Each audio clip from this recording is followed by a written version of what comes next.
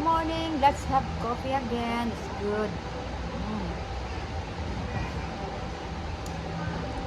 It's a caramel latte. Okay, at the moment, nandito ako sa aking bazaar. Kailangan mag-work tayo. Oh my God. Kailangan magkita kabuhayan. Actually, maraming bazaar. Wherever you go, there's a, because Christmas is coming, so wherever you go, may mga bazaar. So, andito ako sa bazaar ko. Kailangan magkita kabuhayan ng lola niyo. So, check it out. May mga paninda. Okay? Mga paninda ko. Ayan, si Manang. Namili mo siya. So, marami tayong mga paninda. Ayan.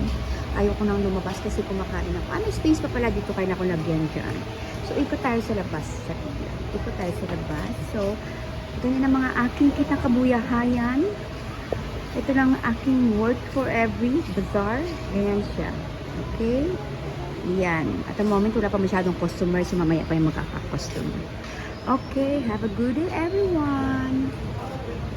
So, right in front of my bazaar, may mini bar dyan. May mini restaurant over there. Ayan. So, dyan ako order ng aking caramel latte. Ayan dyan. At ito ang aking lunch. Chiring! Fried egg with natirang leftover namin from last night.